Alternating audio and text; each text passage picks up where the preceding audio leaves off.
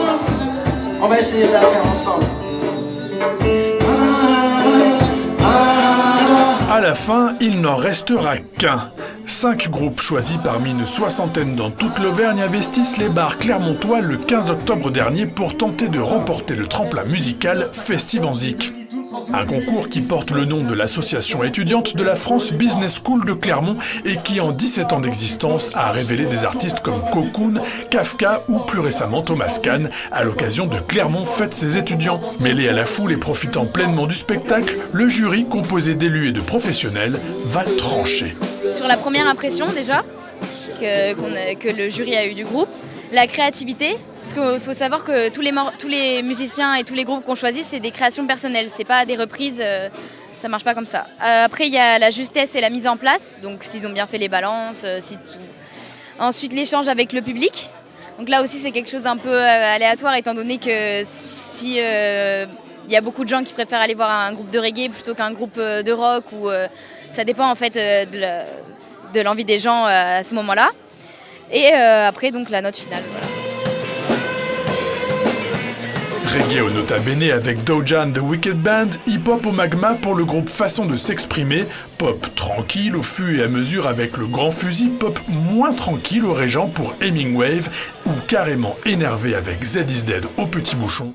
Ce soir-là, 2 groupes se distingueront et pourront se mesurer le 13 novembre prochain à la Coopérative de Mai lors de la finale du tremplin.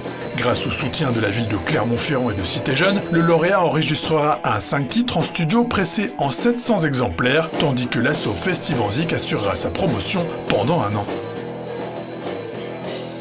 Et comme à Clermont fête ses étudiants, on aime révéler les talents, le lycée professionnel Marie Curie nous présentait quelques-unes de ses plus fines mains d'artistes au musée d'art Roger Quillot. Jumelés depuis 3 ans maintenant, les 2 établissements proposaient une déclinaison insolite de l'exposition Tumulte gaulois en tenant toute la journée du 16 octobre un bar à coiffure.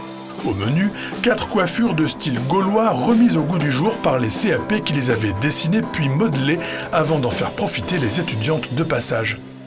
Je pense que toutes les modes des époques d'avant reviennent au fur et à mesure, au fil des années, je pense. Je pense pas qu'elles avaient les cheveux aussi courts, les Gauloises, mais un petit peu quand même. Souvent, y a des jeunes filles qui n'ont jamais mis un pied dans le musée.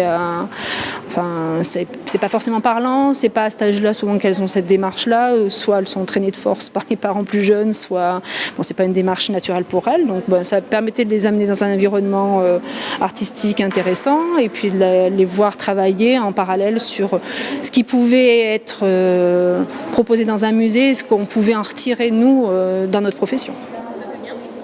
Ça fait bizarre, mais c'est bien, c'est joli, ça fait un joli cadre, ça change des salons de coiffure.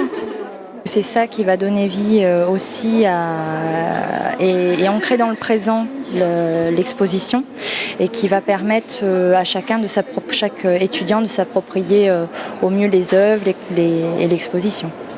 Un homme aux cheveux longs a-t-il le droit d'accès ici aujourd'hui ? Oui, c'était la mode à l'époque gauloise. Faire une tresse, 2 tresses, 3 tresses.